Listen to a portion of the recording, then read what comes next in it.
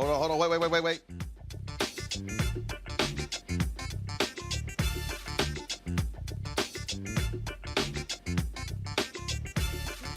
2021, Roland Martin on the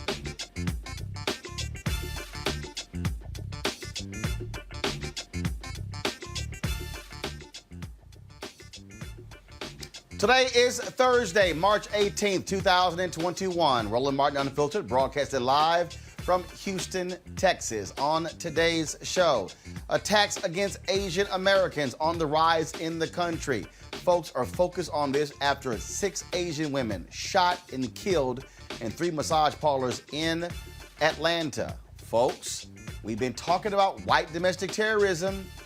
Why are we calling the guy who admitted to killing these women a kid? We'll break that down on today's show. Also on the show, a man has been arrested outside of the home of Vice President Kamala Harris carrying ammunition. We'll tell you about that as well. Also, police reform is on the ballot in a number of U.S. cities. And the new editor-in-chief of Teen Vogue steps down after an uproar from the staff over some tweets she sent 10 years ago. Did the sister get a raw deal? We'll discuss all of that and more next on Roland Martin Unfiltered. Let's go. Whatever the biz, he's on it. Whatever it is, he's got the scoop, the fact, the find. And when it breaks, he's right on time and it's rolling. Best believe he's knowing. Putting it down from sports to news to politics. With entertainment just for kicks, he's rolling. It's on go, y'all. It's Roland Martin, yeah. Rolling with Roland now. He's funky, he's fresh, he's real, the best, you know he's Roland Martin now.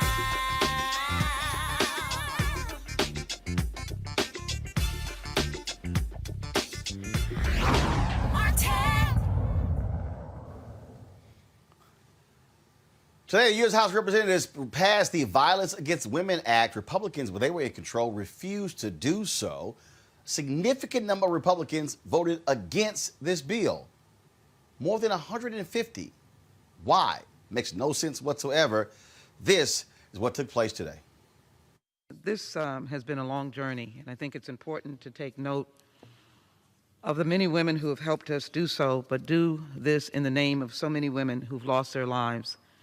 I take this moment on the floor to support the unblock amendment, but as well to encourage my colleagues on the other side of the aisle of how somber and serious a moment this is.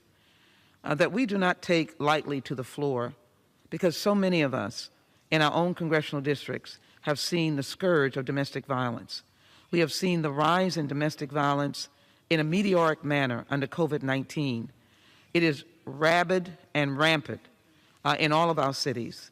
Our law enforcement officers have told us it is the most dangerous call that they can possibly make.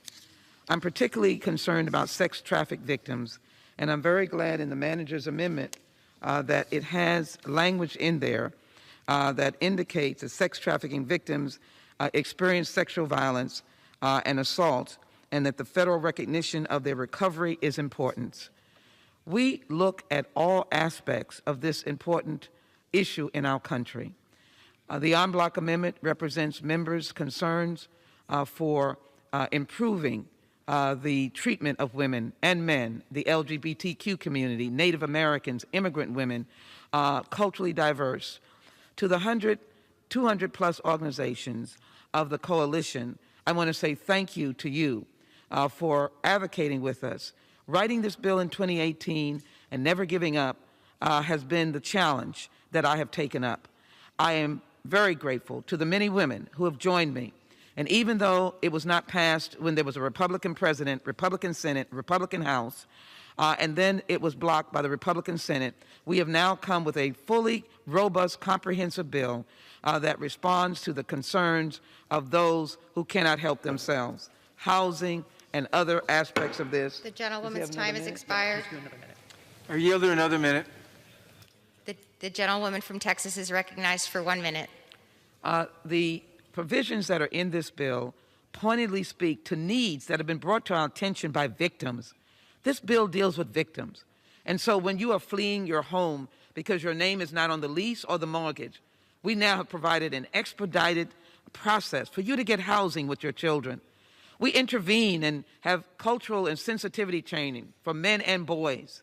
We have a culturally sensitive or sensitivity office inside the Office of Domestic Violence so that women of different cultural backgrounds can be responded to, along with focusing on culturally sensitive advocacy groups to help those women. And yes, we do prevent a convicted person who has perpetrated a stalking or sexual assault from getting a gun. But this bill is controlled by due process in the Constitution. Let's pass this bill. Women are waiting. They can't wait any longer. Men are waiting. Many communities are waiting. We can't wait any longer, and we must pass this bill signed by the President of the United States. With that, I yield back. I'm Congresswoman Joyce Beatty, and I join my colleagues wearing white to support the passage of the Violence Against Women Act. I am a proud co-sponsor of VAWA and join President Biden in stating violence against women is the ugliest form of violence there is. So let's keep women safe and call on the Senate to pass this bill. On this vote, the yeas are 244. The nays are 172. The bill is passed.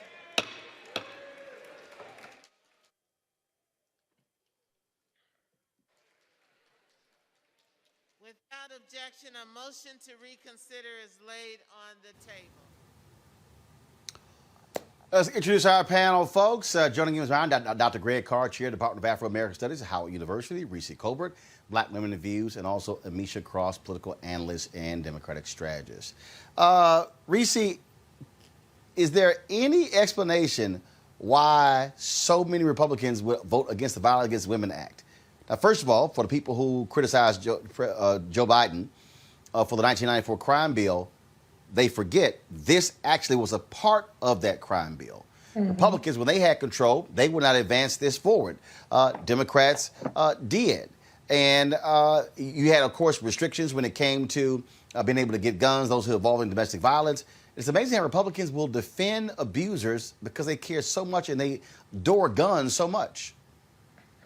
Well, I mean, in addition to the fact that Republicans are irredeemable and they're obstructionists and they don't actually give a damn about the humanity of anybody, all they care about is tax cuts and guns, this isn't surprising. I mean, the reality is that the fact that there are some additional provisions in the bill that relate to gun control, it's kind of par for the course for the Republicans to be against that. Even in the Senate, they're talking about introducing kind of a rival measure that doesn't have the gun measurement in there. But the reality is that domestic abusers tend to be the ones who are people who have animus towards women are the ones who are out there doing these mass shootings. Their violence escalates. And so it's a perfectly reasonable provision to close the boyfriend loophole. We just saw 2 days ago evidence of people or a person, particularly a white male domestic terrorist, who obviously has some sort of not just racist, but misogynistic and hateful attitudes towards women,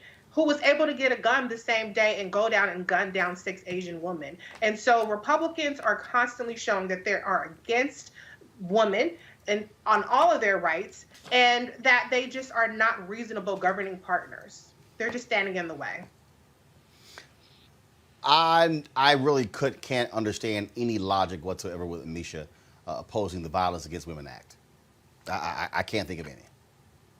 Roland, there isn't any. And statistics continue to show us 7 in 10 women. And the number is even higher when we're talking about women who happen to be from people of color backgrounds. The violence against women continues to uptick across this country. And I think that what we heard in the C-SPAN snippet earlier was absolutely correct. We know that during this pandemic, where women have been in lockdown, there have been more violent acts committed against them, specifically because the shelters, the places that they used to go for help, they were not as easily accessible accessible because of the social distancing and because of the regulations around that. So we had some major issues. On a personal note, 2 of my closest friends were murdered by their significant others. And to Reese's point a moment ago, a lot of this is because of the proximity these violent men have with weapons. The most dangerous place for a woman to be is with a man who is violent, but that violence is often precipitated by the use of a gun. And the allotment that these men have, the boyfriend loophole, that allows for them to go and get these weapons that they use to intimidate and murder women, I think is something that we need to work towards. It baffles me that Republicans cannot, will not, and are just ignorant to the fact or just do not want to move on the Violence Against Women Act. And this isn't new. This isn't something that just came about because of the Trump era. We've been trying to reauthorize the Violence Against Women Act for quite some time at this point, and Republicans have served to block it each and every time. I think this goes down the hill with the rest of the things they've tried to strip women of, not only safety and protections, but also their right to choose, being a pro-choice person, their right to actually access equal pay. What we know about the Republican Party is that when it comes to women, they don't care about dismantling every right that we have, even if it comes down to our own right to life and protection. Mm-hmm. Greg Carr. No, I agree. I agree with Reese. I agree with Amisha. I mean, but this is actually probably fairly straightforward in terms of understanding. The white nationalist party can count. So until they can deprive the rest of us of the ability to vote, and of course they're hard at work at that, they have to shore up their base. The center of this settler project we call the United States of America is whiteness, and at the center of whiteness is white maleness, is patriarchy. Their base is far less concerned with protecting women, white women. Understand, because there's the theocratic element. A woman is to be secondary to the male in the house. Not to say that the rest of us haven't picked up some very bad habits in proximity to them. They don't give a damn about Amisha. They don't give a damn about Reese. They don't give a damn about your wife. They don't give a damn about my mom or a sister. And they don't care about none of us. But that's as a piece, black. Within whiteness, they don't care about white women. So, I don't think it's an accident that they trot Joni Ernst out to be the one to say, oh, we got some issues with gun control. No, this is fairly simple to understand. Whether it be extending housing vouchers or unemployment insurance or rape prevention or legal aid, whether it be allowing our First Nations kin to be able to act against non-natives who are on reservations who commit domestic violence. The white nationalist party realizes it can't win any more elections if the rest of this country continues to swell in numbers and vote. So what they are doubling down on has very little to do about the subject.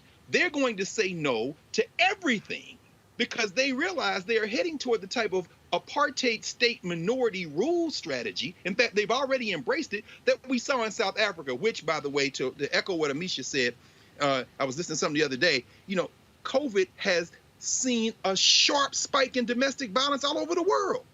Mm-hmm. But they don't give a damn about that. They're trying to win elections, which means no to everything at this point. Mm-hmm. Well, that is absolutely the case. It is shameful and ridiculous because there are women who are seriously being impacted by violence all across this country, such as the violence that we saw that took place in Atlanta. 8 people killed, including 6 Asian women, by a white man who supposedly was angry about his sexual addiction. Now, what's interesting about this story is he bypassed strip clubs. He specifically kills Asian women. But the cops are saying, no, he was having a bad day, and they do not want to call it a hate crime or race was a motive. That's strange to me. It's strange to me that would be the decision of those police. We are seeing an increase against Asian Americans. President Joe Biden, when he signed an executive order specifically talking about this. I remember there were a lot of black people who were upset. Oh, I can't believe he's doing that. People hit me on Twitter and YouTube. Folks, we're seeing this. We're seeing the attacks. We're seeing what's taking place in this country. Violence is violence. This is a race-based attack that we're seeing. We can't deny the reality or be clueless like other folks on this very issue. Joining me right now is Lisha Brooks. She is Chief of Staff for the Southern Poverty Law Center. Glad to have you with us. Can you, again, just share with me how you felt when you watched that news conference of the spokesman in Atlanta stand there and, well, the guy was having a bad day. I have never heard a cop describe somebody who admits to killing 8 people as he was having a bad day. Mm-hmm. Well, thank you for having me on. He just revealed who he was. And if I could refer back to your earlier guest that was talking about kind of white nationalist talking points and white nationalist agenda, it was completely clear that he did not care anything at all about the victims of that horrific crime, that he set out to protect the perpetrator of this violent and racist act. We have to remember that, as you were alluding to, unchecked violence and racist actions against one group, when they go unchecked, they will spill over into another group. Now, it's important for us to remember, of course, that in this country, anti-Asian racism has existed forever, right? Forever, as had misogyny and white supremacy. And these two things, racism, misogyny, patriarchal violence, go hand in hand. And it, as you say, it's up to each of us to stand up against it.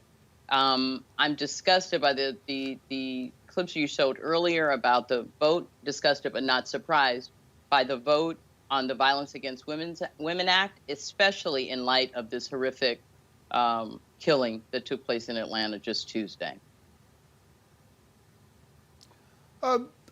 When President Biden signed that executive order, specifically dealing with the increase in anti-Asian American discrimination, there were some people who were going, I don't see this as a big deal.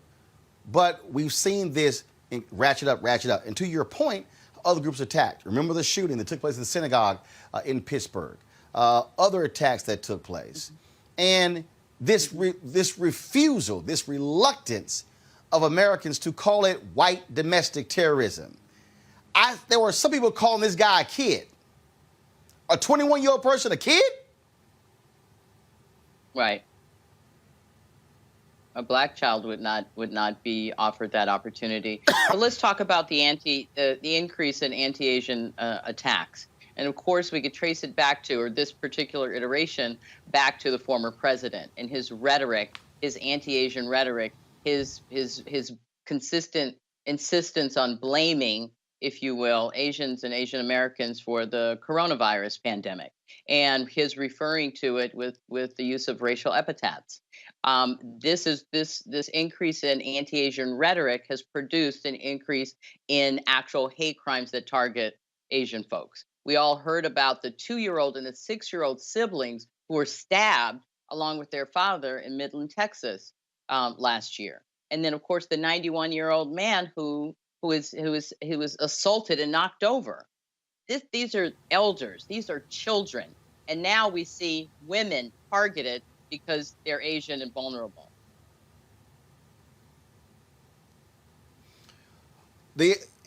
Y'all have been tracking these organizations for a very, very long time. The FBI director has testified at the greatest threat of domestic terrorism is white domestic terrorism. Yet this unwillingness to confront white supremacy, to call it what it is. And frankly, there are people in the media, mainstream media, who won't even go as far as we do in calling it what it is. And I'm going, yo, you're making this easy, but trust me, if a Muslim had walked into a nail shot and killed 6 white women, oh, they'll be turning those communities upside down all across America. You're exactly right. We need to call it what it is. If we have a hope of changing this, if we don't call out white supremacy, if we don't call out the increase in the white nationalist movement, the Southern Poverty Law Center, as you mentioned, has been talking about this for decades, and we have tracked a continued increase in the number of white nationalist groups and individuals who they proved on January 6th that they're more than willing to engage in violence, political violence, anything to advance what they hope to see as a race war, which they believe will then return them to power and the possibility of a white ethno state.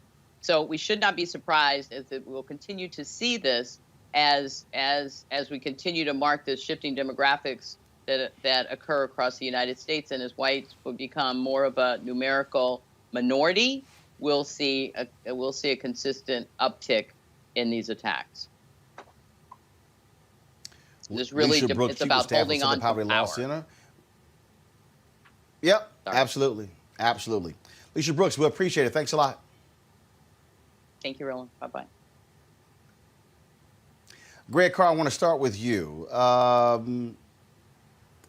I saw this post by Andrew Yang that I found to be very interesting and problematic, Greg, where Yang was talking about what Asian Americans need to do to show their Americanness.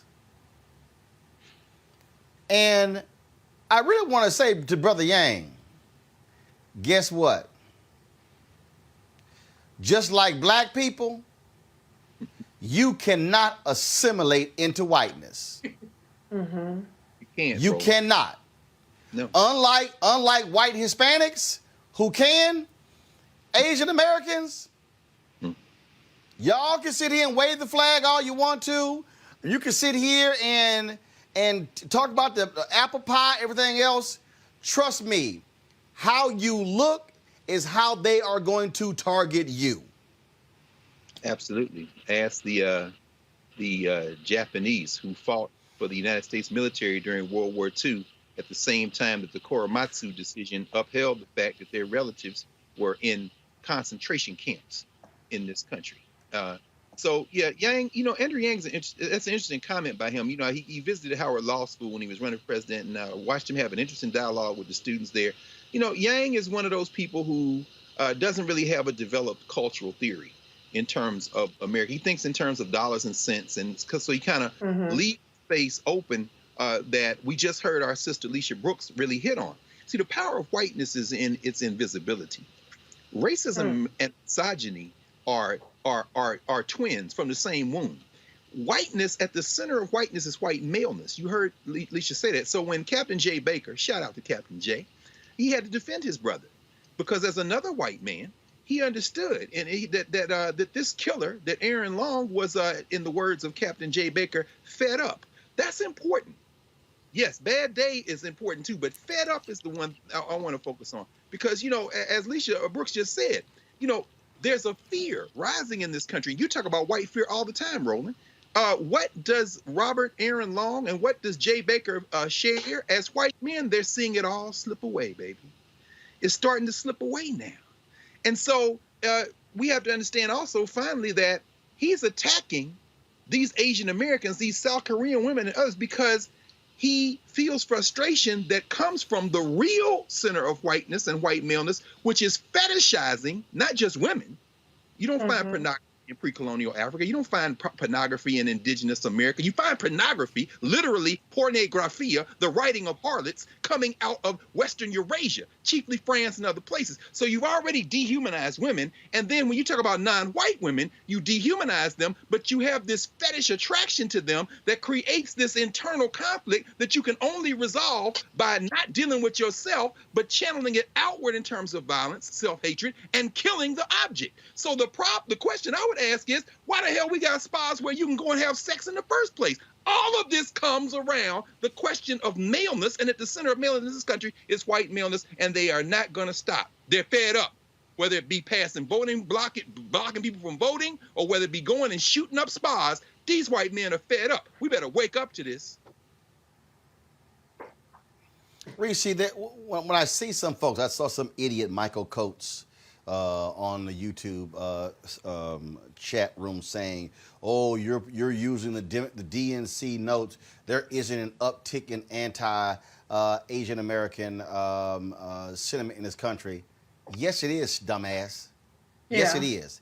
And just because I'm black does not mean I cannot call out and stand up for an Asian brother or sister who's been discriminated against, just like if someone was Latino, and I would damn sure hope that folks would stand up when it comes to black folks as well. And I think there's some I think there's some black folks who are, well, I don't see them standing up for us, but guess what? How somebody else acts towards me does not dictate how I'm going to act towards them. Absolutely. And Roland, this goes back to the point that we make multiple times a month on this show, particularly on Thursdays, about the way that white people, particularly white men, have been deputized, self-deputized, or even in some cases deputized by the actual police to eliminate, as Jay Baker said, the temptation, eliminate anybody that they feel like they can eliminate for any reason. That was what really has stood out to me when what the captain had said, is that this man had experienced some temptation and he wanted to eliminate that. You don't get to eliminate people, okay, for any reason, unless you are acting in self-defense, life or death situations. But you don't get to go out and buy a gun and hunt down Asian women because you can't control whatever the hell urges you supposedly have. But white people have been deputized in this country to eliminate Asian women, to eliminate black people who are minding their business, to harass them, to carry out, to assert some authority over us that they do not have. And that is the pervasive problem that we are all subject to. So no, this isn't just an Asian American problem, even though, yes, absolutely, in this case, we have to stand with our with the Asian community. But that mentality that drove this attack is the same mentality that drives the racial terrorism that black people are subjected to every single day. In the same way that this captain tried to rehabilitate instantly on the spot the image of a white domestic terrorist is the same reason why we don't see justice in our case, because they want to say, oh, he had a bad day, oh, he has an illness, or he has some other situation that's a mitigating factor. There's no mitigating factor for murder, and there's no mitigating factor for terrorism. And so we have to all, as a unit, stand up and say, this is unacceptable. Maybe next time we'll have more people standing with us, maybe not, but we are not exempt from this kind of behavior whatsoever, regardless of who it's perpetrated against. Amisha, if you have a tax on Asian Americans, if you have a tax on Jewish synagogues, don't think for a second black folks are going to be bypassed. And what we are seeing, and we saw Donald Trump embrace, salute, empower, embolden these white militias, these white supremacists. You now have Lloyd Austin, Secretary of Defense, and the military is saying that they are increasingly bothered with what they are seeing in terms of this white nationalist sentiment that is being fomented and coming and just moving throughout the U.S. military. Mm-hmm. This thing is real, and we can't just say, well, that's not us. They should worry about it. We don't have time to worry about it. No. We better be real concerned about these white militias and these white supremacist organizations. Mm-hmm. You're absolutely right, Roland. There is a bed of ignorance that comes from anyone who believes that because this is happening to Asian people, black people should not get. The frustration that I have with that is that we watched President Trump for 4 years castigate people of color, be it whether they were people from African nations, specifically calling out those as shithole countries, talking about African Americans in places like Baltimore and my home city of Chicago, throwing all types of shade and making it seem like black people were redeemable, black people were a problem, black people were criminals, rapists, murderers, the exact same thing that he did to Latinos. And then comes COVID-19, and he chose to castigate people of Asian descent. He chose to make fun of Asian reporters. He chose to call this the China virus. He chose to basically, even when we saw time and time again during his administration where Asian people were being attacked, and they would ask him about it, and we saw him give a smile of glee. There was nothing that president did that did not further perpetuate a lot of the violence and the attacks that we've seen on people of color across this country. But as it relates to this this case in Atlanta specifically, I do want to say that I don't buy the WAP defense. This is a white man really sat back and had a conversation, and this is what he's going to use to try to get off, because he understands the Christian right well. The Christian right always wants to sexualize women, always wants to say that they're the threat, always wants to talk about a syntax and getting rid of porn and getting rid of, the places where women dance, the massage parlor, all of those things. I think he's falling down on this sword, knowing full well that he had a intent to target those individuals, to target those spaces, because of the demographic of the women that he was targeting. And that's it, plain and simple. And can I add to that, Roland?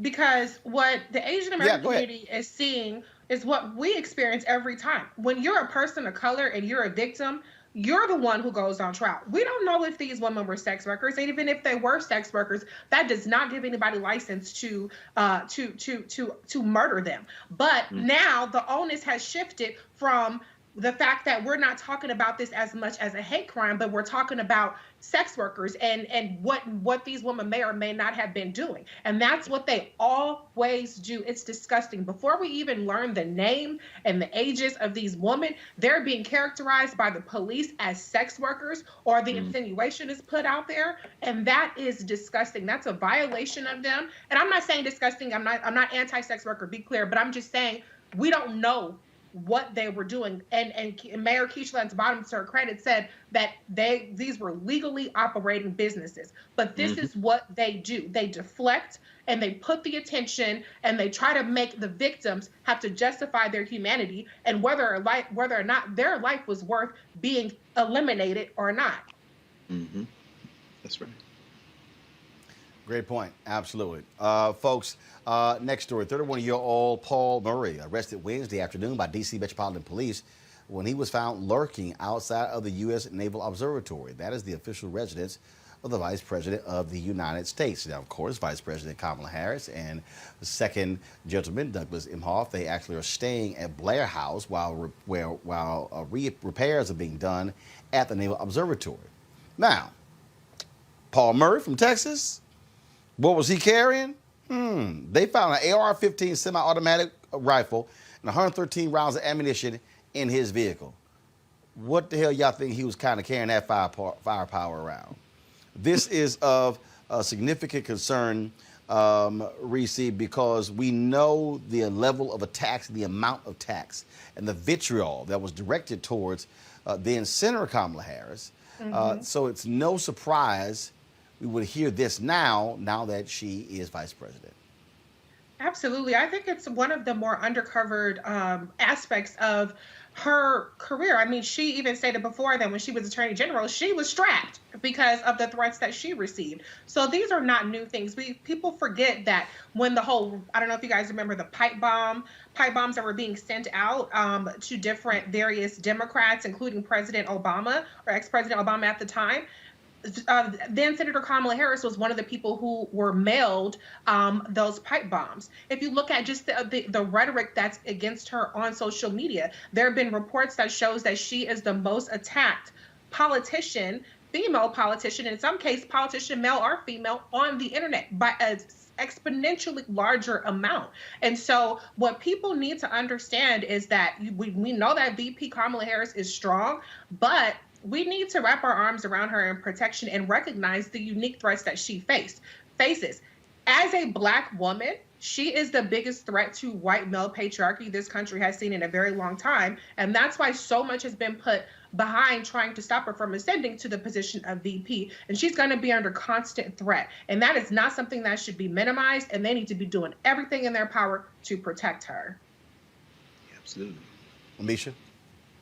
I agree with Reese here, because what we're seeing is that not only are the threats great and the potential even greater, Kamala Harris is seen by Republicans, and they knew this when Joe Biden announced her as vice president. She is seen as the biggest threat to America. The biggest threat to America in the eyes of white supremacists is a Black woman leader.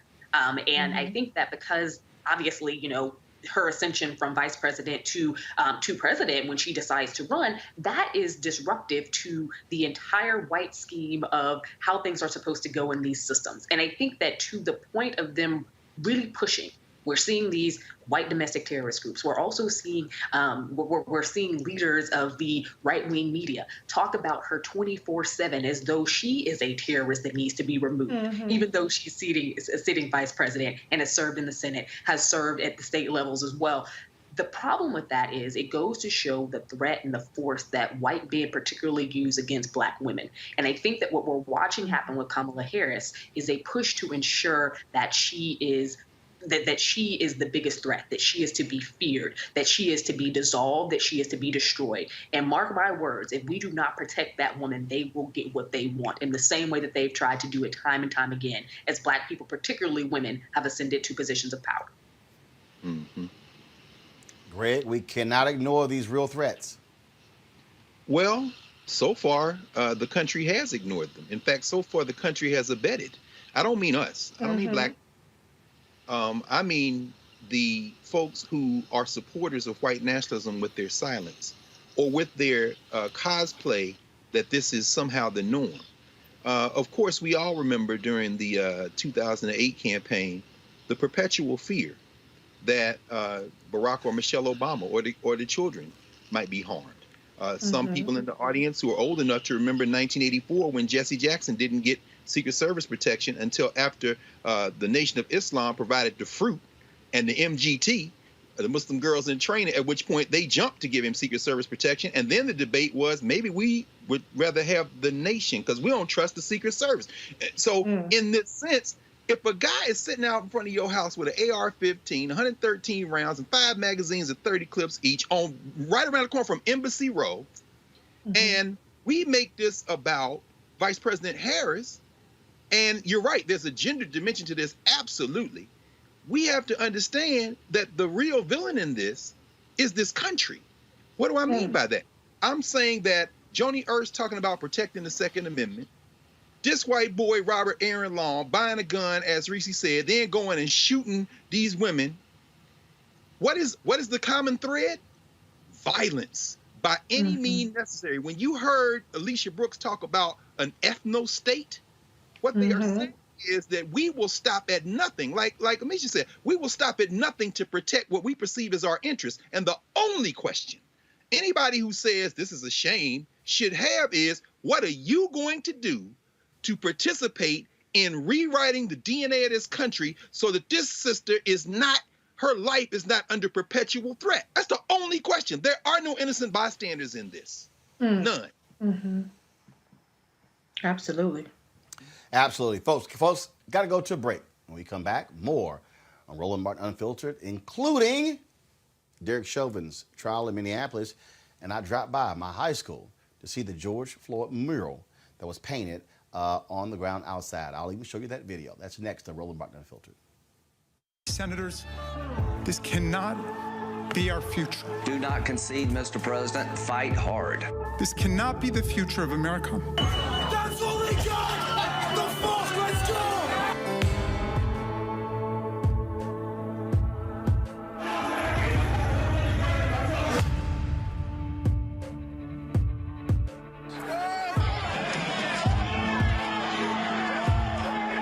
American patriots start taking down names and kicking ass. Where the fuck are they? Everybody stand down! Where the fuck is this? People died that day.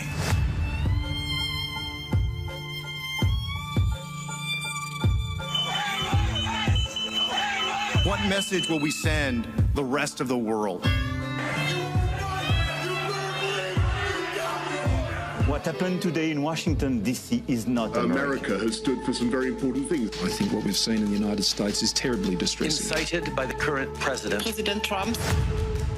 The world is watching and wondering whether we are who we say we are. You were patriots, just like the patriots gathered at Bunker Hill. The election in many ways was stolen.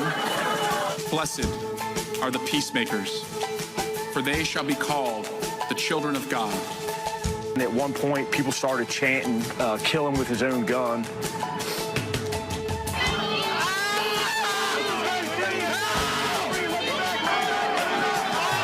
They thought they were going to die.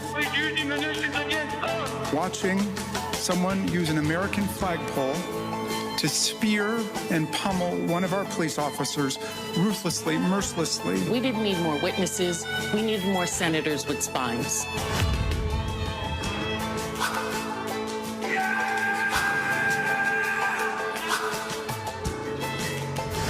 President Trump declared his conduct totally appropriate.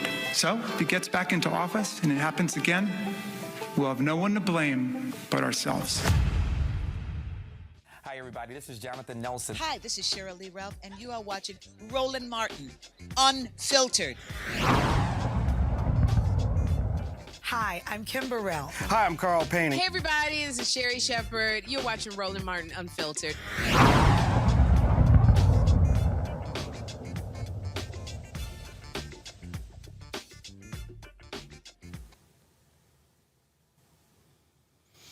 Folks, Tuesday night in Allen, Texas, a vigil was held for 26-year-old Marvin Scott. He died while in police custody in the Collin County Jail. That took place on Sunday. He was arrested earlier that day for the alleged possession of marijuana. Allen police were called to the Allen Outlet Mall by security, who believed they smelled marijuana on Scott's person. According to the attorney Lee Merritt, Scott was incoherent when officers approached him, which led them to take him to Texas Health Presbyterian, where doctors signed off saying Scott was, quote, fit to be incarcerated.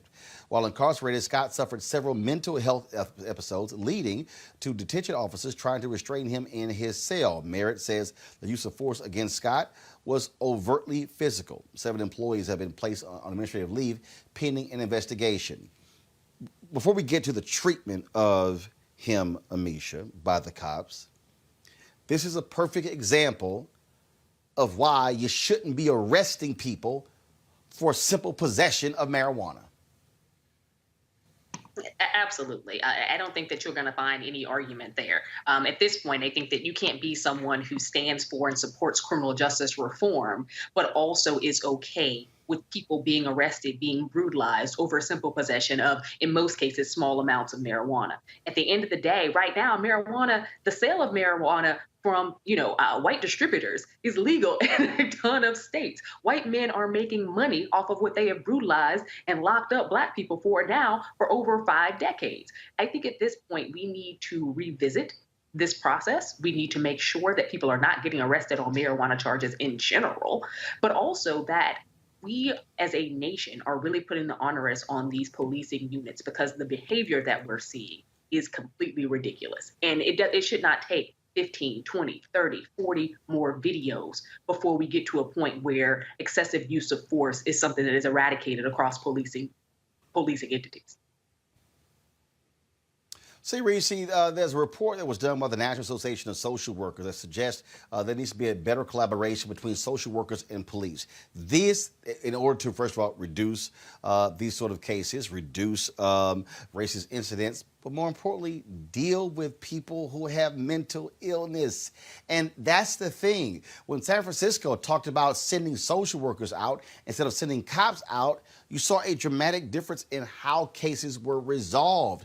This man is dead because he had a mental disorder, and a person, and if you get rid of the archaic laws or have a DA who says, no, I'm not going to prosecute simple possession of marijuana, the guy's still living. And so, again, we love to talk about, well, what happened to him in the jail, but if you deal with the stuff on the front end, he's never in jail.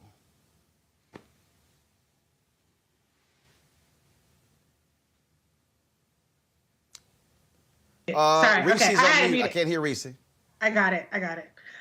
What's crazy is that there was actually a doctor who signed off on him being quote unquote fit to go to jail. Why would you sign off on sending him to be incarcerated when he's in the middle of a mental health episode? And again, to Misha's point, why is he even getting arrested over simple possession of marijuana? And then when you're at the jail facility, why aren't there people who have the training to deal with people who are having mental health episodes? It's so ridiculous that so many of these police brutality and these deaths are occurring from people who are having mental health episodes or who are spurred in the process of being, brutalized or unfairly detained into having these breakdowns. And so there's a lot of blame to go around here, but especially shame on that doctor who has a lens towards incarceration instead of having a lens towards rehabilitation or towards actually dealing with the situation what this gentleman was dealing with. That's right. Greg, cascading failure. Again, security officers call them and say, I smell marijuana. Right. Who gives a damn if your ass smell marijuana? All right? That's the first deal. Cops come there, they arrest them. And then take them to a hospital. Doctor signs off. Then you go to the jail. Several issues and how the jail restrains him. Cascading errors. At any point, security officer, cops, doctor, if any of those people do the right thing, he's never detained in the jail cell. That's why we have to think about what is happening, Greg, holistically. Mm-hmm. Agreed, brother. I mean, the first thing we have to do is decide as a country that they didn't do the right thing. And there is no we. I'm just saying that kind of rhetorically because there is no we. Clearly, those people thought, if you smell marijuana in D.C., they've decriminalized it. You can't call the police. Of course, this is a different place. Texas, they all did the right thing because they're policing black bodies, whether it be deputy police like that white boy sitting out in front of Kamala Harris and Doug Inhofe's house, or whether it be this security guard. They see, okay, this brother Marvin Scott Jr., his parents got to now preside over a funeral. But guess what? We know a couple of things. We know that marijuana is going to be legalized in the United States shortly. Why? Last week, 8 days ago, the lower chamber of the Mexican legislature voted to legalize marijuana. It's going to pass the Senate in Mexico, and Lopez Obrador is going to sign it.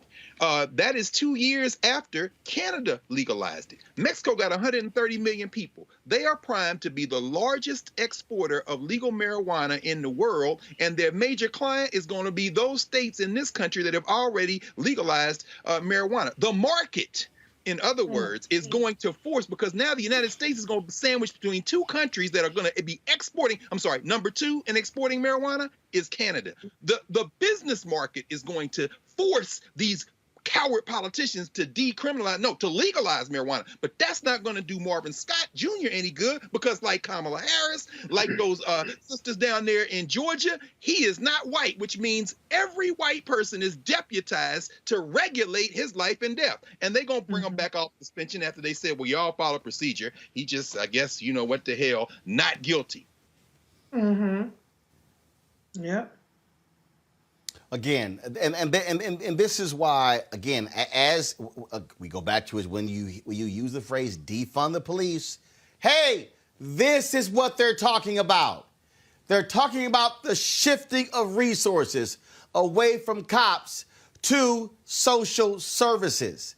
Mm-hmm. That's what they're talking about, Amisha.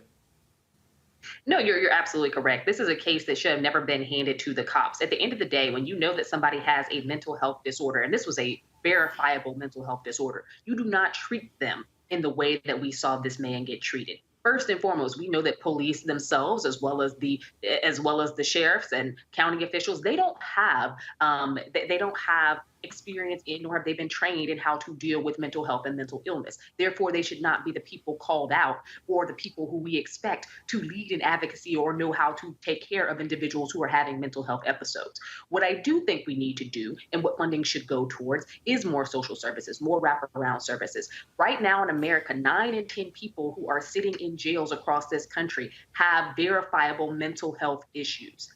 That is a ridiculous number of people. That tells me that our issue is over-criminalizing, or criminalizing in general, mental health and mental illness. We're not technically criminalizing actual behaviors in terms of things that are violent acts. The majority of people who are serving time in federal prisons as well as our state prisons aren't there because they killed somebody, not there because they stabbed somebody. They're there because they have mental health issues. And that tells me something about how we treat our policing and how our policing needs to change. Mm-hmm. Look, bottom line is this here. What we have to have is a real... I constantly talk, Reese, about this has to be the third Reconstruction. Mm-hmm. And this is a perfect example of what I'm talking about, Reconstruction. we have to reconstruct. We have to deconstruct, then reconstruct policing in this country. Because what has happened, it has been driven by white supremacy. It has been driven by this white supremacist-fueled law and order, which means keep all of them in check.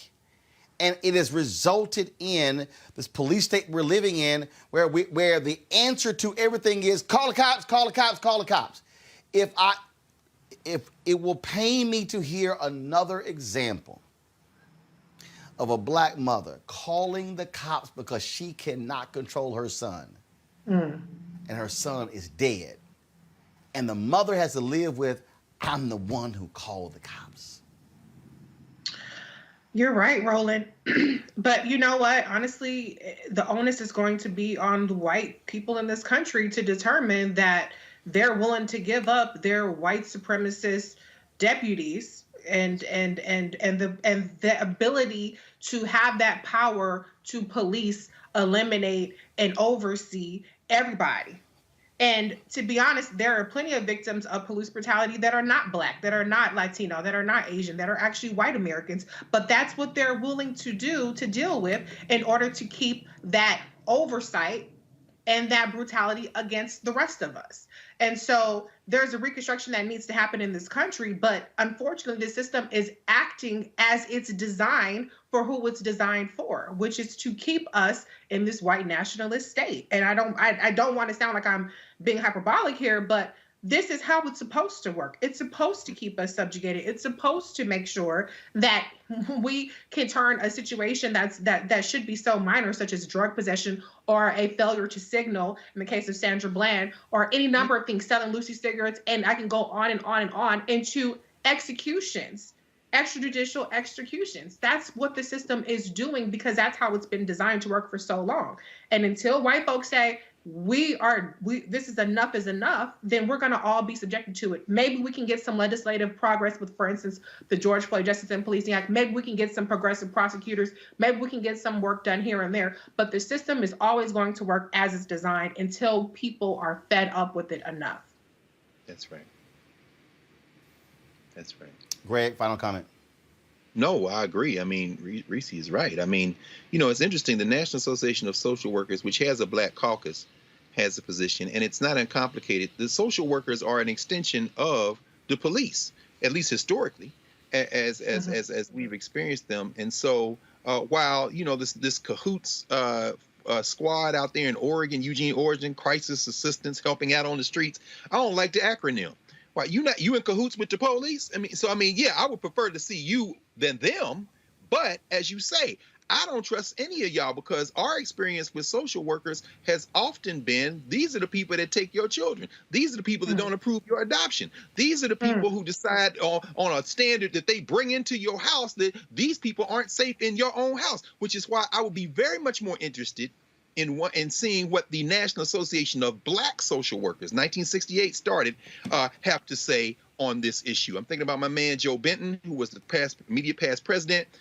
It'd be interesting to hear what the National Association of Black Social Workers have to say, because they have been fighting a war inside social work on these very issues of don't even call the social workers, y'all. Please don't call the social workers. And so, what Amisha just said, and what Reese just said, it makes so much sense.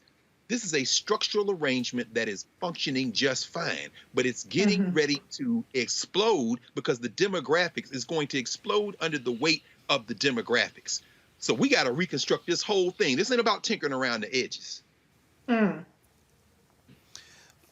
Folks, jury selection continues in Minneapolis in the trial of Derek Chauvin, the former Minneapolis cop on trial for the murder of George Floyd. That will continue. We've been live streaming that, so that's why if you want to see the proceedings, all you got to do is come to Roland Martin Unfiltered, come to our YouTube channel, our Facebook channel, also our Periscope Twitter feed, and we're actually been streaming that content every single day to keep you abreast of what's going on. A little bit earlier, I had a chance to go to my high school, Jack Yates High School, which is also the alma mater of George Floyd. I recently created a $25,000 scholarship for students at Jack Yates, and one of the local TV stations at KHOU interviewed me in front of Yates. And so while I'm there, y'all, and this was, trust me, not planned at all, Earlier in the day, I was doing a Microsoft discussion with two of George Floyd's brothers. So while we were there, while I was out there, like literally right after I shot this video, because if y'all play it again, what's on the ground there, you see Black Lives Matter painted in the colors of Jack Yates, crimson and gold. That is the George Floyd mural that is on the street in front of Yates High School. So while I was right after I shot this video, there were several people who came up, some who recognized me, and they wanted to take pictures, and then a car pulled up. And then who gets out? George Floyd's daughter, Gianna Floyd. This is the photo. So I had a chance to chat with her, take a photo with her. And so this is us standing out there on the street in front of that mural right in front of Jack Yates High School. One of the things that we talked about today in the conversation with the Microsoft, it was worldwide with the Microsoft folks, Greg, and I kept talking about the aftermath, where we stand, and all of these companies making promises, and we're going to change this and do this. And I remember last year when I spoke at Walmart for King Day, and the CEO was there, and I said, you are so large that if you, Walmart, decided to, in a very aggressive way, tackle the issue of race, deal with DEI, deal with the real issues, deal with lack of black executives, you by your lonesome could change the entire industry because you are a behemoth. We're seeing in Georgia, Greg, the pressure being put on Coca-Cola, Home Depot, UPS, and other companies. Mm-hmm. The pressure being put on them to speak out against voter suppression. Not say, hey, we're allowing the Georgia Chamber of Commerce. No, your own independent response.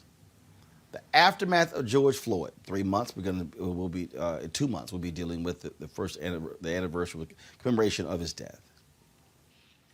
And I say this is not a moment where we allow corporations to say we're with you, but then not show accountability to show you're actually with us. I'm talking about show us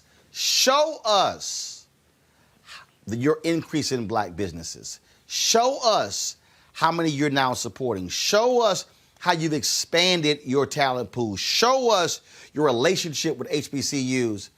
Don't just sit here and say, we're going to give $1 million to Black Lives Matter. No. I want to know, what are you doing with the billions in commerce you're driving to other companies? Are you driving those dollars to black businesses? Because I can guarantee you that little $1 million donation somebody gives won't even compare if all of a sudden you're driving 1, 2, 3, 4, 5 billion to black businesses.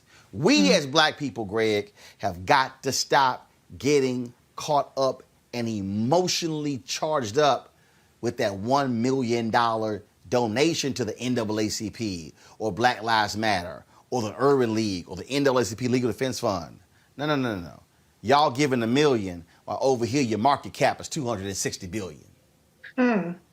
Right. Well, I mean, when you approach the mega corporations, their response will be, to quote Richard Pryor, I ain't got to show you shit. Because it's capitalism.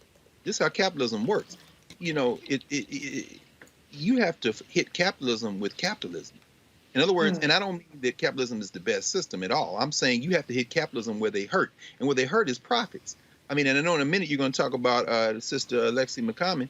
You know, the only thing happened between Alexi McCommon taking that job at Teen Vogue and today, his name is Robert Aaron Long. And then when Ultra Beauty and Burt's Bees is like, hey, Teen Vogue, they jumped. They made her walk the plank. Now, what you're saying in Georgia, until Coca-Cola says the same thing, but guess what? Y'all still drinking Coke.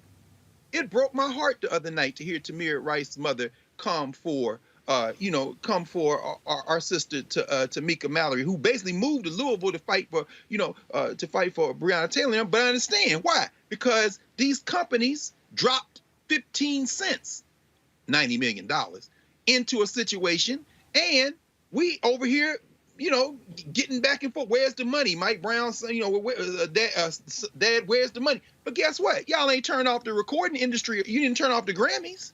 Why? And I ain't got to show you shit. In other words, until you make me feel the pain, as you always remind us, Dr. King said near the end of his life, I ain't got to show you shit. You just did a 2-hour thing on black media and advertising companies and everything. You even got our brother Byron Allen to the table to talk about it. At the end of the day, the only way this is going to change is when we are organized enough to redistribute the pain, in the words of Martin Luther King. When that happens, they'll get up off diversity, because, see, diversity is a code word for whiteness. They'll sprinkle a few black employees around it, and they'll get to equity. Equity is when you got to redistribute these resources.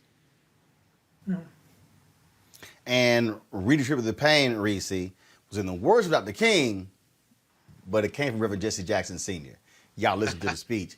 He quoted Reverend, but I just want to let y'all know that. Just go ahead. But the point we're laying out here, Reese, is that we cannot let, and I keep saying this, and people, and I'm gonna keep saying I'm blue in the face.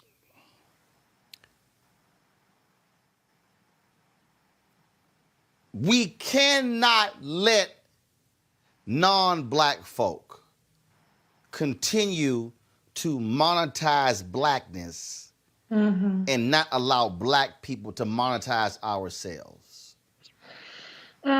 We simply cannot do it.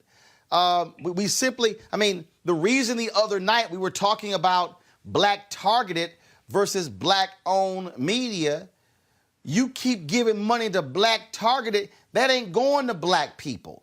That's right. That's going to white-led conglomerates already. That ain't going to black people. That's not building black wealth. That's not building up black families. It's not. So again, 10 months after George Floyd, we have got to have a different state of mind and not let folk pimp us for change, and then we laud them for hiring one black person, but then when you pull the curtain back, is 200 other people and ain't nobody black. Ain't that some? Yeah, absolutely. First, I do want to say, though, that picture with Gianna Floyd is just so heartwarming to me. She's such a beautiful little girl. So thank you for sharing that picture. But to your point, Roland, this is about more than just gestures. It's about more than just rhetoric, and about basically what it is commodifying black movements. And that's what it is. And I echo what Dr. Carr said. I feel bad for somebody like Tamika Mallory, who for one is not Black Lives Matter. She has her own organization, which is Untitled Freedom. So she has nothing to do with the fact that Black Lives Matter raised $90 million. What does that have to do with her? But when I see constantly more and more where we see more TV shows, more commercials, more award shows, it's all about showing this we're in solidarity with you, and it's all for show versus putting something actually behind that. And that's where we have a responsibility, not just to, as Dr. Carr said, fight capitalism with capitalism, but we have a responsibility to, as I've said many times, continue to push for Black-owned businesses like what you do, Roland. We have to validate Black-owned businesses and demand that they get a piece of the pie. A lot of times, Roland, when I see you make a comment about Black media or whatever situation may be, you got people say, "Oh, Roland is just talking mess," or why are you making demands? And they want you to hush up, when there should be more and more people behind you. And so if we put our weight behind Black businesses, if we find out who those Black businesses are, and we find out who the Black talent is, not just the onesie-twosie, they like to trot out the same people and move them from this board to that board. And, they only got a handful of people that they let be put on. And that's who they just recycle. If we say we want more people, we want our talent to be put on, we want equity, we want ownership, and we want our things that we own to be invested in, then we can have more power. But as long as we're satisfied with the gestures, and we see it on TV, so I guess we're making progress because now they're talking about our issues. That's not gonna move us forward. The thing here, Amisha, for me, is it's 2021, and when so-and-so is the first black woman to do this, and so-and-so is the first African-American to do this, so-and-so is the first, and oh man, hey, Ross Brewer was named CEO of Walgreens, and this person became executive vice president. And I'm sitting here going, the liberation of our people will not be predicated on one person getting a job. And it's also not going to happen when we have black people in corporate America who operate from the point of view of, man, it sure is lonely at the top. Come on, man. If your ass didn't bring nobody with you, that's your damn fault. That's your fault. I have a clear expectation, Amisha, that if you become a black CEO, I expect you to do this here. Open the door. Yes, sir. Because guess what? When white CEOs take over, they bring all they boys in. Especially they white women. All they people in. Right. No, so what I'm saying is, I want to see a black CEO roll up and say, here's my first 8 hires, and they all black. And if somebody goes, they're all black. And then you say, yeah. Because when the last CEO brought in 8 white folks, y'all didn't say nothing. See, Amisha, if we're not intentional, all we doing is celebrating one person getting a check and everybody else still starving. That's right. You're absolutely correct, Roland. And we get to the point where not only do we have to lift as we climb, but after we get there, Black people cannot act as though it's a danger for us to bring other Black people on, because if we do, we'll lose our spot. That happens more oftentimes than not.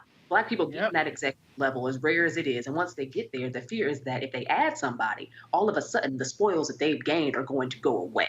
And I think we have to break out of that mentality. We have to continue to advance. We have to continue to understand that just because we made it doesn't mean there isn't an equally talented or smart or strategic Black person out there that we need to bring along as well. But also that we are the people who are going to hire us.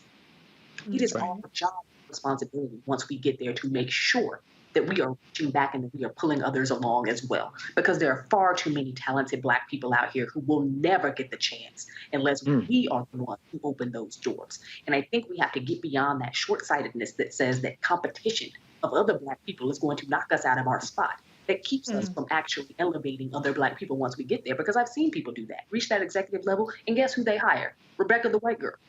They hire the Black. And it is a frustrating point of contention for me as a Black woman who has risen, who continues to rise, who works with youth, but also other Black people who are early in their careers or mid-career, who need to get to that next level. I do not mind sharing contacts. I do not mind bringing people on. I do not mind sharing anything that I have to make sure that Black people get to where they need to be. But I've heard from others, it is such a rarity. It is shocking that you do this, because there are people who literally are intimidated by talented Black people. And many of those folks are also talented Black people who are currently in the positions today. But they feel like if they're eating, if they start sharing, it's going to take away from their table. Wow. The thing that I want everybody who's watching and listening to understand is this here. This is a continuum. This is a continuum of life.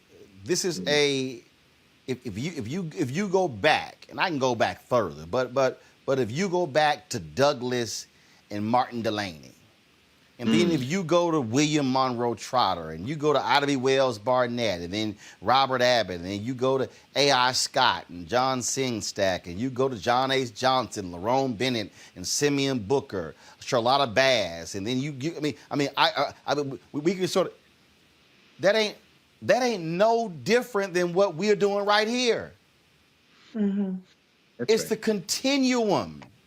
So the reconstruction means that This thing ain't finished being reconstructed.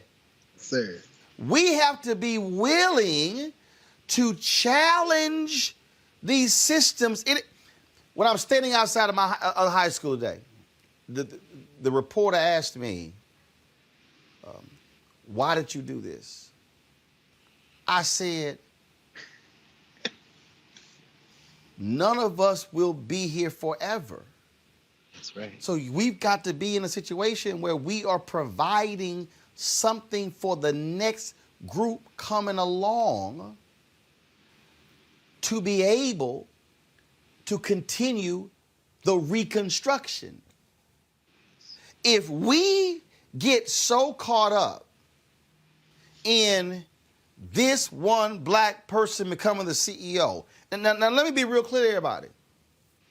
Let me be real clear with y'all.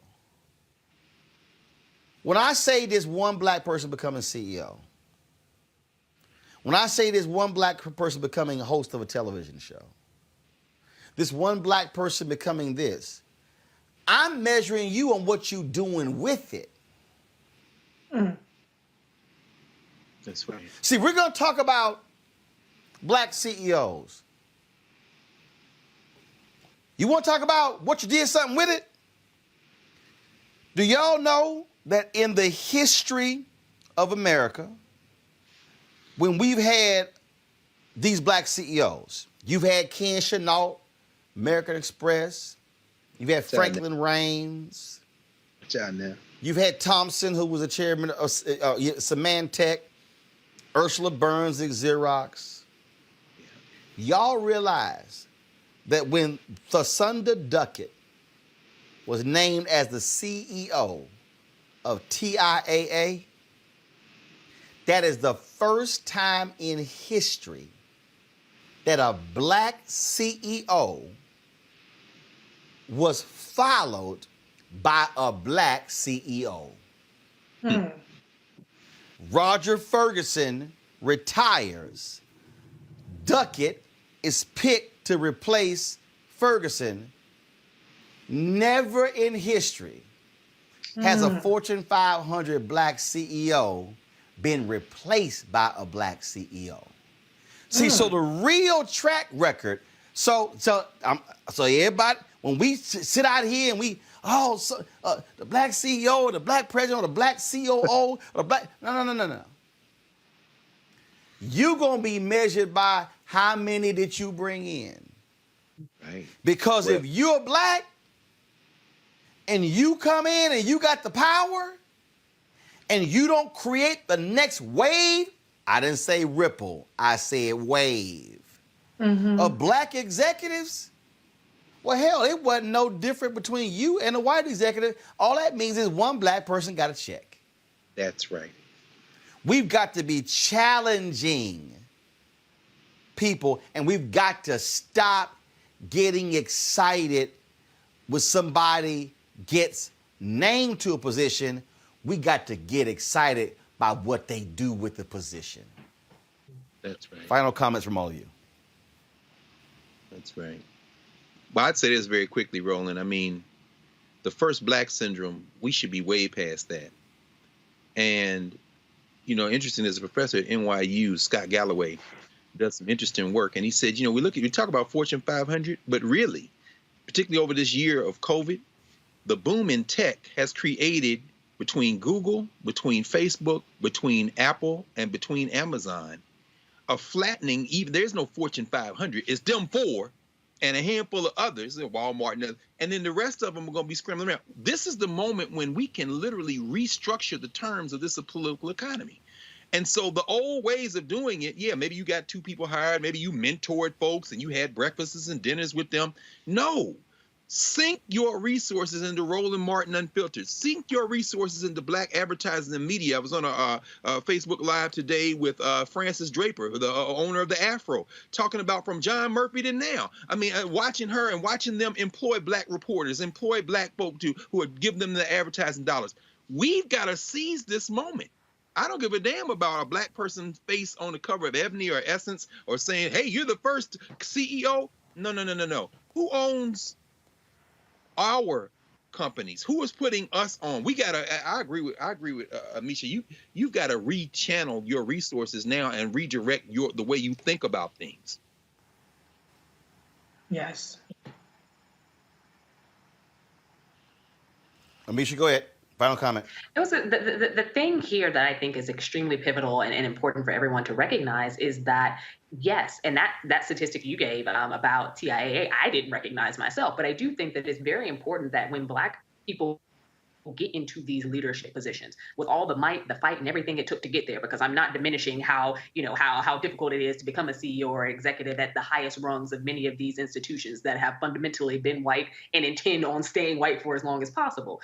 But you do not create, you do not innovate unless you bring along people who have also been through that struggle, who know what that is like. And I think that we have to impress upon these Black executives and these Black leaders that you need to do more than these dang leadership institutes that everybody in their mama does. They come and speak at, and to Dr. Carr's point, have a brunch or, mentor, but you're not actually bringing on and making sure that the executive push is happening for Black people to replace, to ascertain, to be able to develop into these roles that are extremely important and vital, because there shouldn't be an organization where all 50 of their executive leaders or all 50 of their, vice presidents, presidents all look the exact same.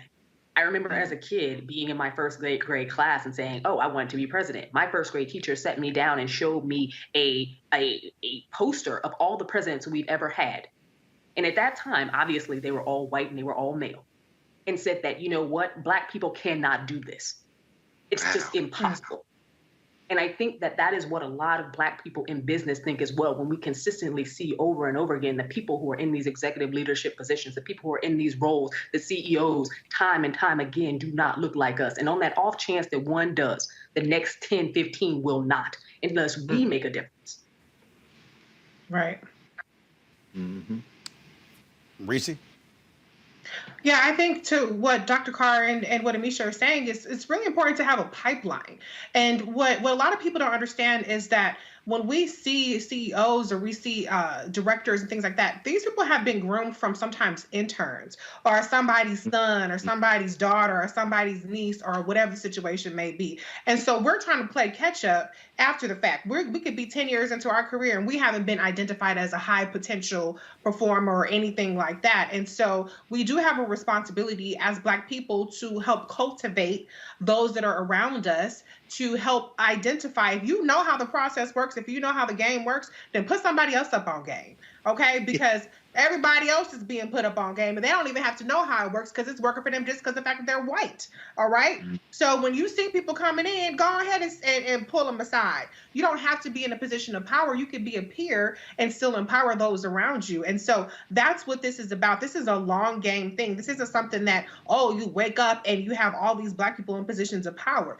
People are groomed, whether it's in corporate America, whether it's in politics, whether it's in sports. The grooming starts early and it's often, and we are left behind because we aren't even situated to 10 years from down the line benefiting from, okay, this position open up, or they're looking for this or that and the other. So that's what we have to also focus on, in addition to the whole, entrepreneurship. But just when we're talking about pipelines, it starts early. And so figure out where you can get in on that pipeline. And like I said, put somebody else on. To Amisha's point, it's not going to take away from you, because you could be off at another company a year or 2 years from now. So why are you trying to hold somebody else back and not put them up on game? So that's just the last point that I want to make. Mm-hmm.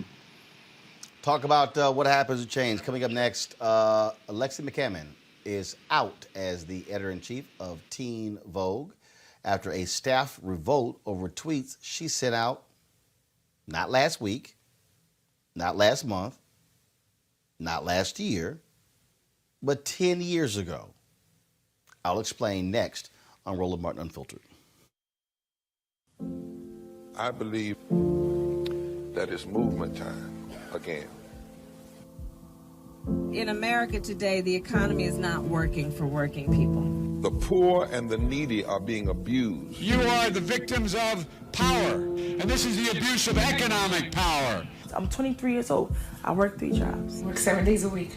No days off. They're paying people pennies on the dollar compared to what they profit, and it is time for this to end. Essential workers have been showing up to work, feeding us, caring for us, delivering goods to us throughout this entire pandemic, and they've been doing it on a measly $7.25 minimum wage. The highest check I ever got was nearly $291. I can't take it no more. You know, the fight for 15 is a lot more than about $15 an hour. This is about a fight for your dignity. We have got to recognize that working people deserve livable wages. And it's long past time for this nation to go to 15 so that moms and dads don't have to choose between asthma inhalers and rent. I'm halfway homeless. The main reason that people end up in their cars is because income does not match housing cost. If I could just only work one job, I could have more time with them. It is time for the owners of Walmart, McDonald's, Dollar General, and other large corporations to get off welfare and pay their workers a living wage. And if you really want to tackle racial equity, you have to raise the minimum wage. We're not just fighting for our families, we're fighting for yours too. We need this. I'm going to fight for it until we get it. I'm not going to give up. We just need all workers to stand up as one nation and just fight together. Families are relying on these salaries, and they must be paid at a minimum $15 an hour. $15 a minimum. Anyone should be making this to be able to stay out of poverty. I can't take it no more. I'm doing this for not only me, but for everybody. We need 15 right now.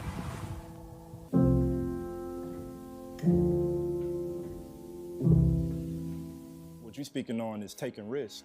What you're speaking on is sacrifice. What you're speaking on is actually putting yourself in the mud to be in whatever positionality you play in this society.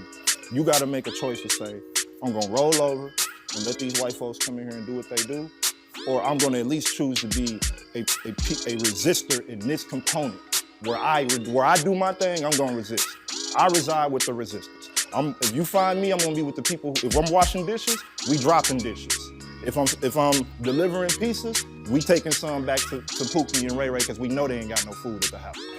Whatever I'm doing, I'm never in the position to reaffirm a goddamn thing that they got going on. And I don't care how I play it, I don't care what I put on, I don't care what suit, what tie I put on, I don't care how clean I look for the day, I don't care how prestigious I talk for the day. If I'm in the building, black folks getting something out the deal.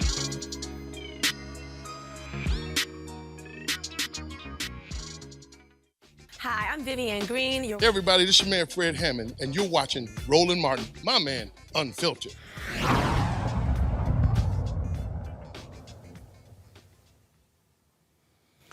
The newly appointed editor-in-chief of Teen Vogue has resigned after a staff uproar over anti-Asian tweets she sent out 10 years ago when she was 17 years old and in college. Alexi McCammon, a 27-year-old rising star in the industry. She worked with Axios for the 2019 NABJ Emerging Journalist of the Year.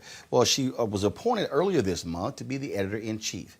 What then happened was there were staffers who blasted her because of tweets that she sent out 10 years ago. Now, she addressed those tweets 2 years ago, apologized for them, deleted them, but now they come back and lead to her resigning her position. She posted a statement on Twitter. I'm going to read that statement. If y'all have that statement there, go ahead and pull it up, please. But in the statement, she said that they parted ways. That is, she as well as Condé Nast, who hired her, agreed to part ways. Allow me to read this for you, folks. And this story, I was actually on a call earlier and saw this, and here's, I know her, I know Alexi, like I said, she's in NABJ, but it still was shocking to lots of people how this whole thing went down that forced her. She said, I became a journalist to help lift up the stories and voices of our most vulnerable communities. As a young woman of color, that's part of the reason I was so excited to lead the Teen Vogue team in its next chapter. My past tweets have overshadowed the work I've done to highlight the people and issues that I care about. issues that Teen Vogue has worked tirelessly to share with the world. And so Condé Nast and I have decided to part ways. I should not have tweeted what I did, and I have taken full responsibility for that. I look at my work and growth in the years since and have redoubled my commitment to growing in the years to come as both a person and as a professional. I wish the talented team at Teen Vogue the absolute best moving forward. Their work has never been more important, and I will be rooting for them. There are so many stories left to be told, especially those about marginalized communities and the issues affecting them. I hope to have the opportunity to rejoin the ranks of tireless journalists who are shining light on the issues that matter every single day.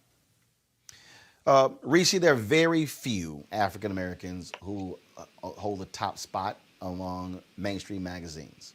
Very few. Very few at Condé Nast. And to be 27 years old to be the EIC is also a pretty big deal. Now, as I said, the tweets were posted 10 years ago. She was 17. The controversy erupted 2 years ago. It comes back in 2021. So the question a lot of people are posing is she supposed to apologize every time she gets a new job? Is she supposed to lose opportunities because of what she posted when she was 17 years old?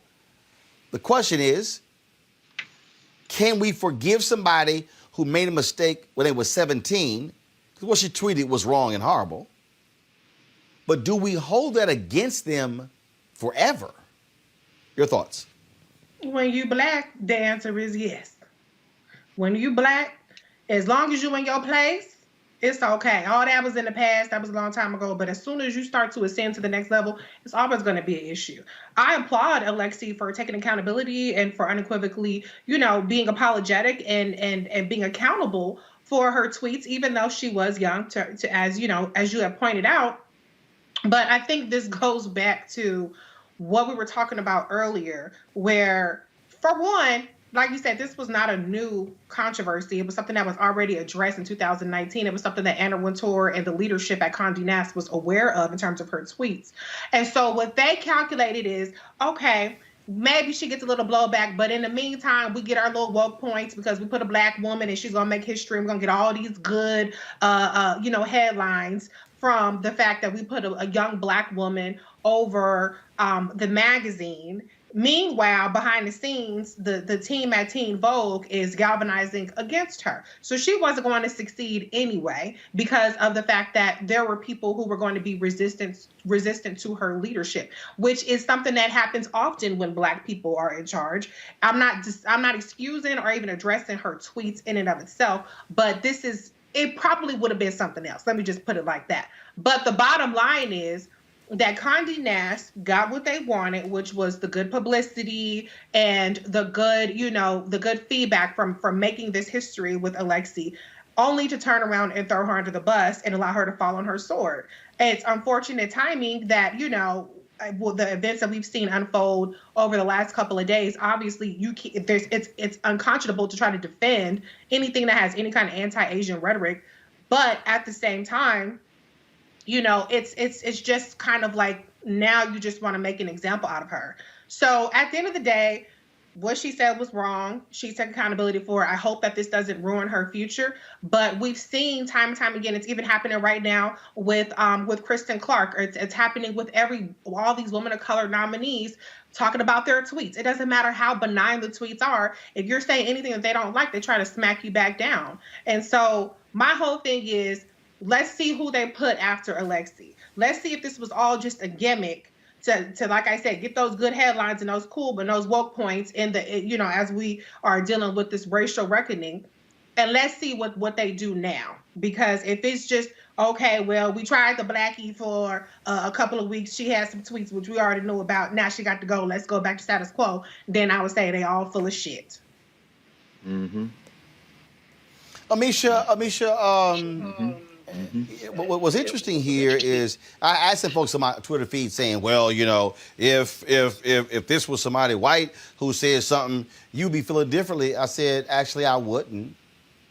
If that was somebody white who had some awful tweets at 17, first, I am factoring in you're 17.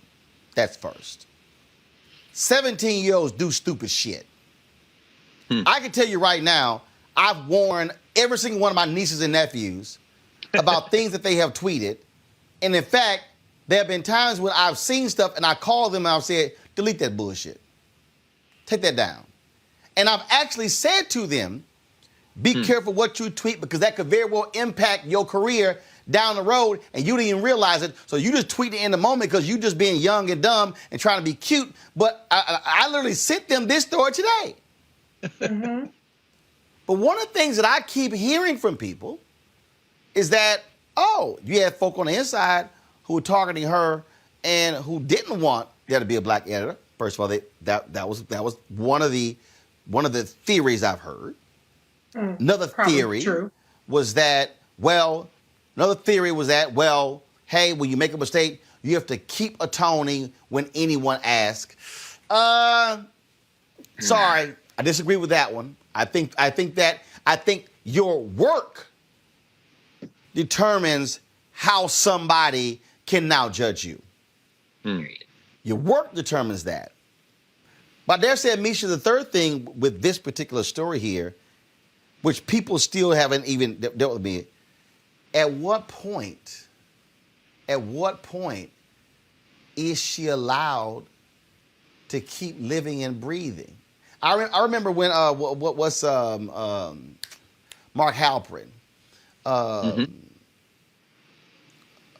said it to me, well, am I supposed to never have a job?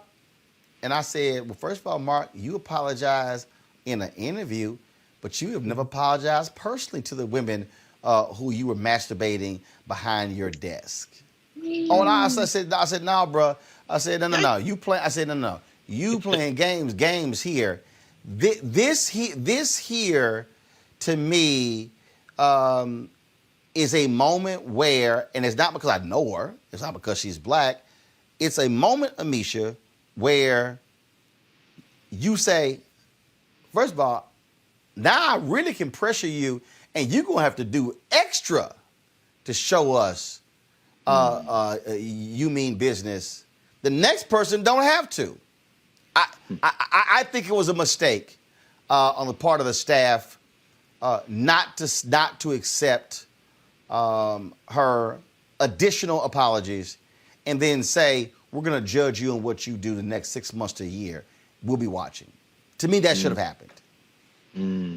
It's frustrating, Roland. And you know, I'll preface this with saying that I know Alexi personally. The frustrating part here for me is that they're holding her accountable for something not only that happened at 17, but something that she has apologized 70 times 7 already. Like, this has been covered and covered fully.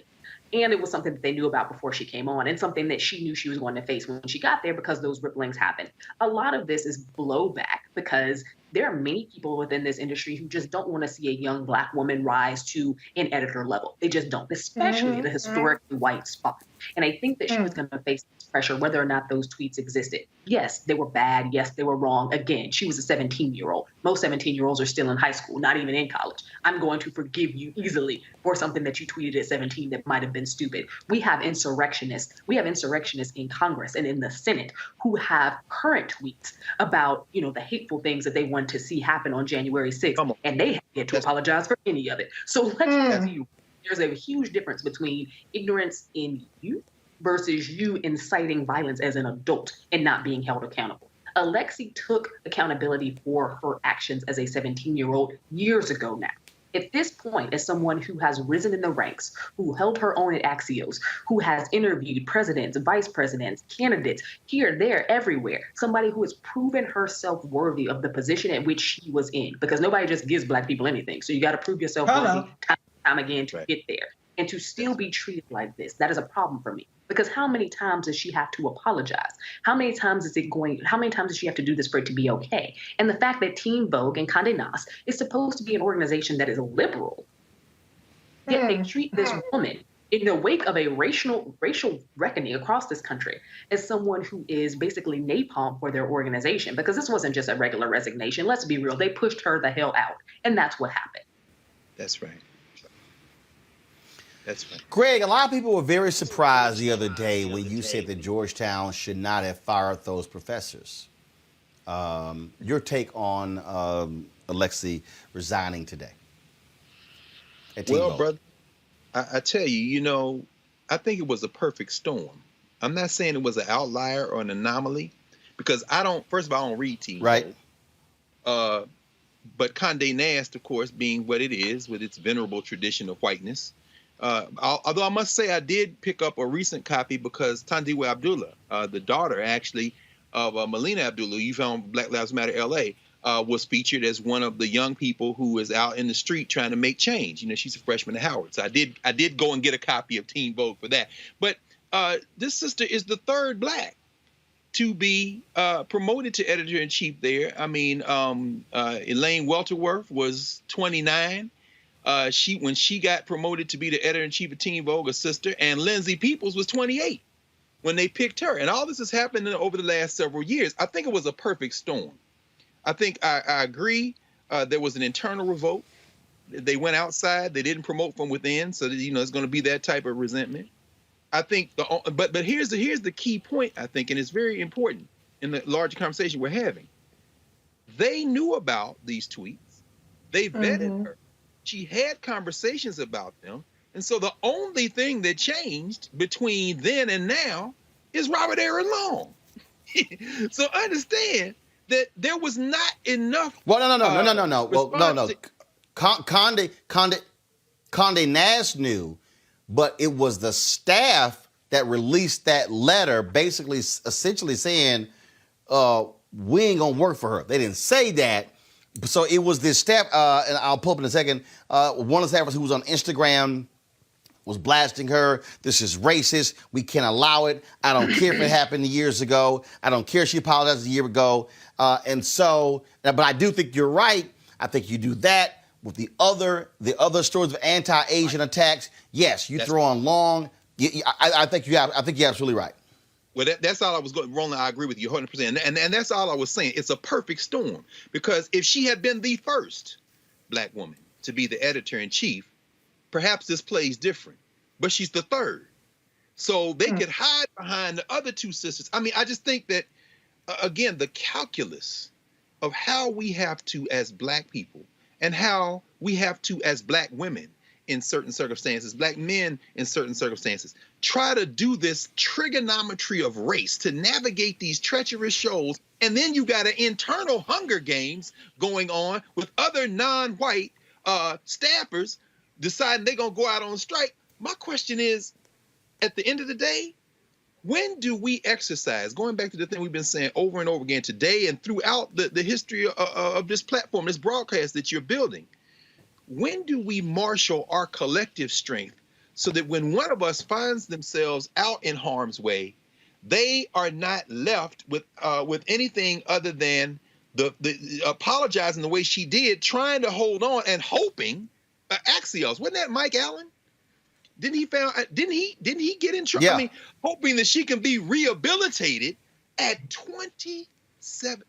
That blows my mind, brother. 27 years old, and she got to worry about whether she's going to work again. That is inconceivable, except you are in a position where white institutional power can have complete sway over your life chances because we haven't continued to develop or extend the spaces that can be counterweights to this world where whim can converge, and now you out of a job and worried about the rest of your career. And can I add to, Absolutely. Black people are always expected to forgive and forget and move on.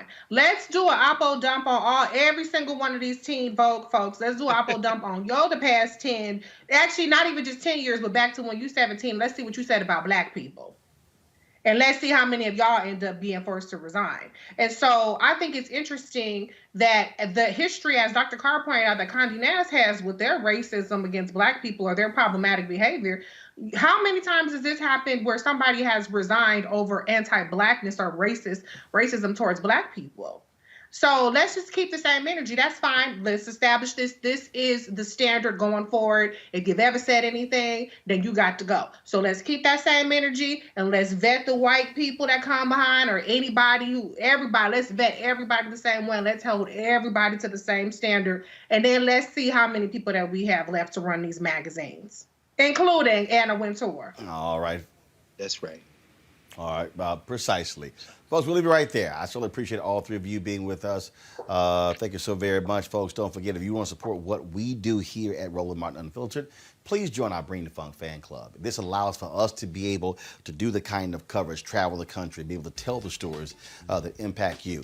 You saw the promo. We're going to have Tef Poe tomorrow. I sat down with him recently. We were in St. Louis. Y'all want to miss this. Tef was bringing the funk. Trust me, you don't want to miss it. Support us, Cash App, $RM Unfiltered, PayPal.me/R Martin Unfiltered, Venmo.com/RM Unfiltered, Zelle, Roland@RolandSMartin.com or Roland@RolandMartinUnfiltered.com. And of course, you can send a money order to New Vision Media Inc., 1625 K Street, Northwest, Suite 400, Washington, D.C., 2006. Folks, that is it for me. I will be here in Houston tomorrow. Cameron Champ. Brother on the PGA Tour. He has called the Mac Invitational, named after his grandfather, a brother who taught him how to play golf. That's why I am here. Cameron with the Texas A&M played on the golf team there. His dad, Jeff Champ, asked me to come down and participate tomorrow. Cameron and I are going to be interviewing the great Lee Elder, the first African-American to play in the Masters. And so we'll be broadcasting tomorrow. So don't forget that, and then, of course, the Tef Poe interview. Folks, I shall see you then. Holla!